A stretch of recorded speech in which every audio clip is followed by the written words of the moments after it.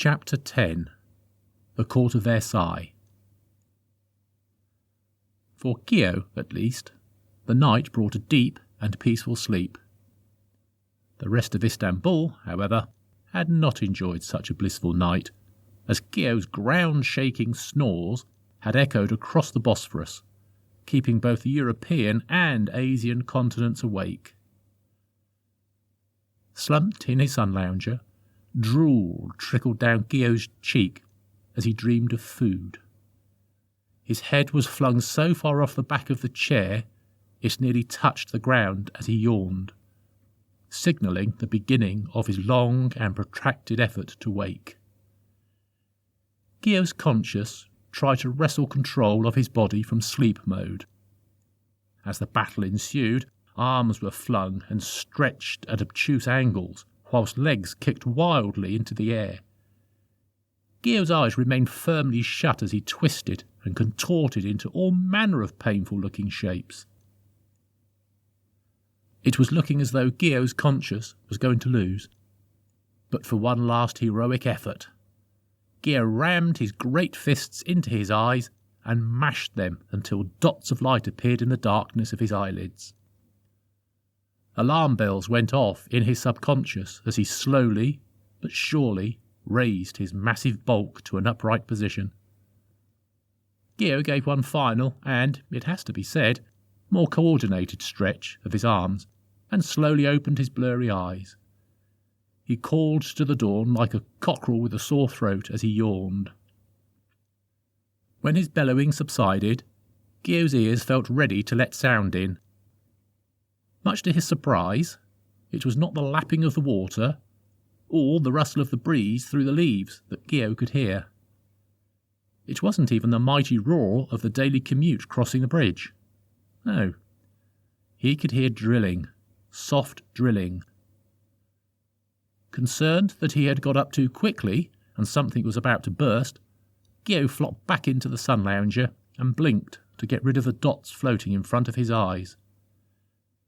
With his head leaning back, looking at the ceiling, Guillaume became mesmerised by the soothing drone of the soft drill. This, combined with the warm breeze rolling off Jelly-Dewed Strait, meant that Guillaume's conscience was in danger of losing control again and having to give way once more to sleep mode. "No, be strong, Guillaume," he said to himself. "This is just a ploy by that scraggly Westgater to keep me asleep and miss the fun. You must be strong." Guillaume fell under the spell of the soft drill and away to the land of slumber, where the streets were paved with pies and gumdrop buttons rained from the sky in all the colours of the rainbow. "No!" Guillaume roused himself with a start and jerked forwards. He rubbed his eyes even harder than before, nearly forcing them into the back of his head. He sucked in all the fresh air for miles around with a yawn so large it looked as though he had dislocated his jaw. These frightful-looking events did the trick, and Guillaume was now far enough into the real world to look for his drilling assailant. And there, curled up in a tiny ball on his chest, he was, Havoc, with his claws hooked into Guillaume's linen shirt so that he did not fall with his efforts to wake. Subtly, Guillaume looked around to see if anyone was watching. Realising that no one was, he began to stroke Havoc, his giant hands almost covering Havoc's entire body. Havoc nestled deeper into Guillaume's chest and purred loudly, clearly enjoying the attention and warmth. Smiling, Guillaume said softly, "You're not so bad. Perhaps we got off on the wrong foot. I'm Guillaume of the North Gate." Havoc opened his adorable eyes, yawned, and patted Guillaume's hand in a playful manner. "I see you're awake, you great softy." Requiem was leaning on the balcony door, grinning at Guillaume from behind the brim of his teacup. Guillaume bolted to his feet, artfully cupping Havoc in one of his hands behind his back.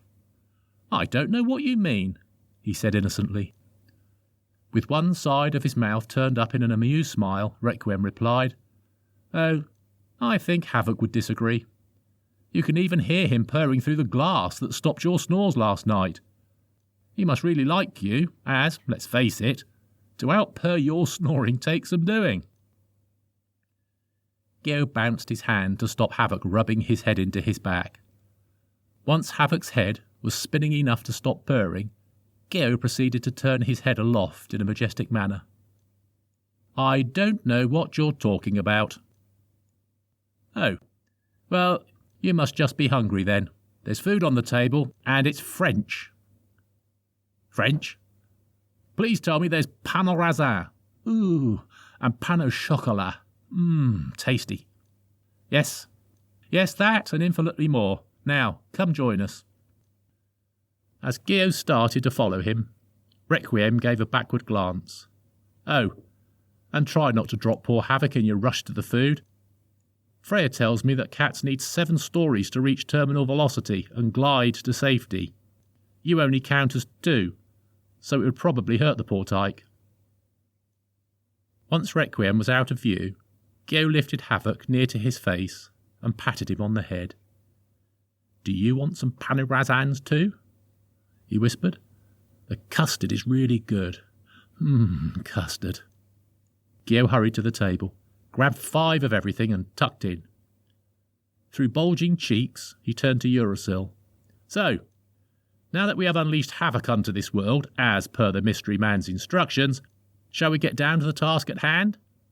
I'm all for animal rehoming projects, but I think he picked a bad time to nominate us as adopters. Indeed, Urasil said with a snuffle. But I have studied the Book of Morpheus and Minerva thoroughly, and have come up with a plan of action. Dusting off the last of his bread, Requiem leaned back on his chair and asked merrily, Great! So what is the master plan, oh tuneful one? We have all agreed that the Inquisitor's library is our best chance of finding out about the founding of the 4 gates, and if there is indeed a 5th gate of banishment. Thankfully, given that I've always dreamed of going there, the book told me the location. It is found in the cradle of humanity, where our species first began, and the oldest of civilizations still live. That's a bit of an obvious place to hold the world's oldest library. How come you Westgaters could never figure that out? Asked Freya, biting into another pastry and sending flakes everywhere. Well, indeed, Freya. We have searched there many times and found nothing. The rift is immense and always growing, and we felt it was quite possible that the library had been swallowed by the rift. The book gives us hope that this isn't the case. It says that we must make our way to the Great Rift Valley. More specifically, seeing as the rift is so expansive, we are going to the Eastern Rift of East Africa, somewhere in Ethiopia, where the first hominids to walk on 2 legs were found, and, thus, the birth of humankind. We should find the Black Elephant Graveyard. It would appear that this graveyard holds the entrance to the library. I don't suppose you could be more specific, asked Geo, spraying flakes of pastry from his 5th pain au chocolat over Urasil's shiny clean floor. East Africa isn't small. Ethiopia isn't small. And apparently the rift isn't small. Couldn't you narrow it down a bit? At least to a postcode so we can use GPS? As it happens, I can narrow it down, I think. Have you ever even heard of black elephants? Everyone looked at one another, hoping that one of them would know something, anything, before Urasil could get all wise and learned on them. The blank stares and looks of desperation flitting between them gave Urasil all the prompting he needed. I didn't think so. Urasil adopted an upright, authoritative posture and cleared his throat. These elephants are ancient and date back far earlier than present breeds. They are much larger than the savannah elephant, which is presently the largest elephant in the world. They are almost prehistoric. Think of a woolly mammoth in holiday get-up. Requiem raised an eyebrow. If you mean for us to find giant elephants dressed in Bermudas and brightly coloured shirts, you can forget it. Yes, very droll, said Urasil. Anyway, A courtier of Louis XIV is said to have slain one and brought its fresh carcass to the king of Versailles. Only an Akatsuki with access to a portal close to these beasts could have achieved such a thing, and it's known that the Palace of Versailles holds many portals. As the book doesn't give step-by-step instructions on how to find this graveyard, I think that is the best place to start. So, who's up for a trip to the Palace of Versailles? You're very coordinated, Urasil. Giving us a French breakfast, and then suggesting a trip to Versailles. I didn't even know the Turkish made this kind of food. Have you thought about how we're going to get to northern France? Asked Guillaume doubtfully. Standing up and snatching the last pain au chocolat before Guillaume could grab it, he replied, They don't. And yes, I have. Picking Havoc up from the footstool in mid-lick of his saucer of milk, Freya stirred them into action. Come on then.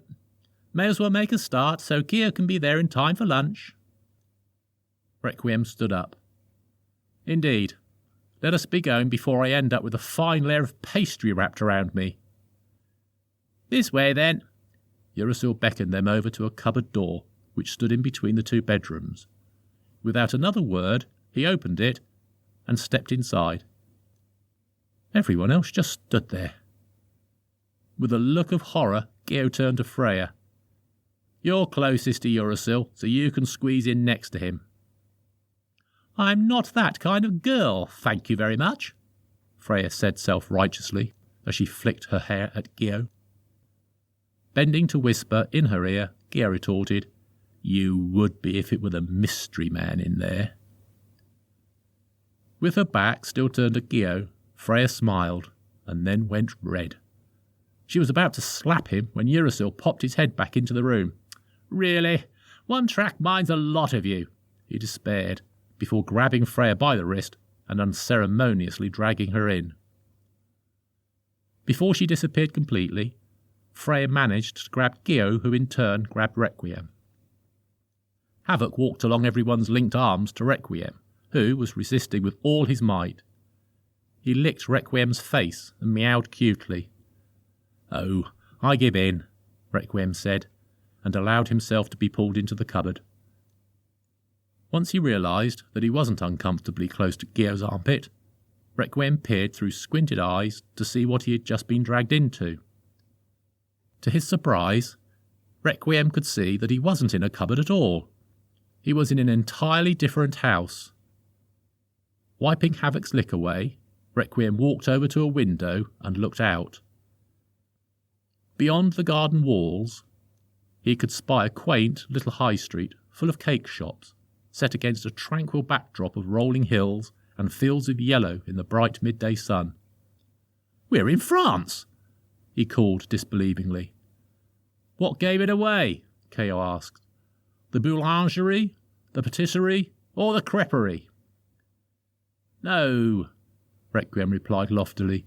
The kids riding their mopeds on the pavement. In a feverish race to discover what other surprises Urasil's sanctuary had in store, Requiem darted around, opening all the doors he could find in the 18th century farmhouse they now found themselves in. He was disappointed to find that the first door he opened led to a bedroom, although Freya, who had joined him, was highly impressed by the four-poster bed and matching antique furniture.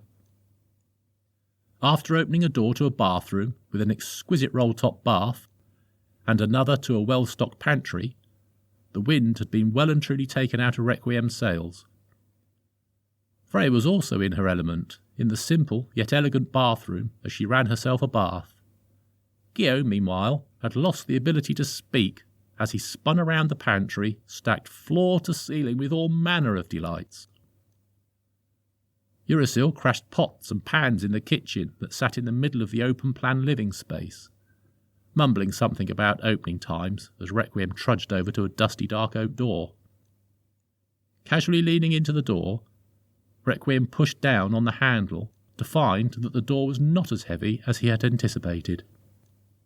Suddenly, he burst through into a house in Australia, complete with an epic huntsman spider on the wall next to his face. Requiem shuddered and quickly dove back into France, slamming the door behind him. "Did you meet Henry?" called Uracil. "He's a marvellous guard spider, you know. That house is in a really sought-after location, but I've never had any trouble thanks to him." "Right," said Requiem, as he looked over at Uracil, concerned for a man that had a guard spider called Henry. Slowly, Requiem walked over to a door in an L-shaped alcove. It looked shiny and new and very out of place. It didn't even have a handle, just a small screen where a handle should have been. Hesitantly, Requiem placed his thumb on the screen. The lights flickered in the room as a green beam scanned down the screen. Before Requiem had time to lift his thumb from the screen, alarm bells rang and a red warning light dropped from the ceiling above his head. He backed away, too confused to notice that the wall next to him had slid open. Finally, Requiem came to his senses when he was stood in the middle of the dark opening. From the nothingness, a small green dot flickered into life. Requiem was in a whirl of confusion. Fingerprint door access? Alarm systems with flashing lights descending from the ceiling? Secret automated doorways? More technology resided in this tiny corner of Uracil's sanctuary than in the entirety of Westgate. An incomprehensible fact that left Requiem dumbstruck. If he was ever to be attacked successfully, now was the time, and it appeared that something knew it. All kinds of mechanical noises, clinking, whirring, and clanging, rushed from the darkness to make themselves heard over the alarms. Requiem simply stood there as a robot on caterpillar tracks rolled forwards and grabbed him. If it wasn't for the fact that the robot was wearing a chef's hat and apron, Requiem may have stood a chance. But to be confronted by such high-tech madness was the final straw, and he slumped in the robot's grip. "State your menu." The robot's demand was spoken in a voice that appeared to come from a 1980s computer game. Requiem looked up, his mouth agape. He could see now that the green light had come from behind the black visor covering the robot's wedge-shaped head, giving it an ominous cyclops eye. From beneath this emotionless facade, the green dot beamed out and scanned Requiem. The commotion had finally torn Uracil from his mission to tear up the kitchen in search of his highly important tickets. Popping his head out from under the countertop, with a pot on his head, he called casually to the robot. "Uracil-san and guest, afternoon tea." The green beam from beneath the robot's black visor glided over to the kitchen and scanned Uracil. "Menu accept." Suddenly, the robot's beam met the pot on Uracil's head. "Rotted ingredient! Rotted ingredient!" it screamed. Requiem was brought back to his senses as the robot thrust him down, bumping his knees on its caterpillar tracks. Uracil," Requiem called nervously, still firmly gripped by the robot. "Something is flipping up and out of its back. Something dangerous looking." "Don't worry. That would just be the whisk," Uracil replied nonchalantly. "No, I don't think so. It looks pointier," said Requiem nervously, as he tried to keep one eye on the robot, whilst looking pleadingly at Uracil. "Not the cutlery set? That is too bold," replied Uracil, looking most aggrieved. "Could be. Oh yes. Now I see the whisk, which is looking pretty dangerous from where I'm captured." Uracil, however, remained unconcerned. "Well, I suppose it could really mess up your hair. Just don't let it get too close to your face." As Requiem tried to curve his spine away from the advancing whisk, he began to wonder just how seriously Uracil was taking all this. A knife block had flipped up over the robot's back to sit on its shoulder, resembling a very sharp rocket launcher. But that wasn't to be their biggest concern. A third arm, holding a blowtorch, slid out of the side of the robot's long, narrow body. "Oh, great! It thinks I'm creme brulee," Requiem muttered to himself. "Dessert is served," called the robot as it angled its blowtorch down towards Requiem. I don't want creme brulee! I don't want creme brulee! Shouted Requiem as he clenched his eyes shut. We're out of creme brulee, replied the robot. Tonight's dessert is bomb. A large compartment opened at the bottom of the robot's body, and a tray slid out, holding a round bomb complete with fuse. Dismayed, Requiem called back to Uracil. What cartoon did you get this thing from? Ew, that can't be good, replied Uracil as the robot lit the bomb with its blowtorch.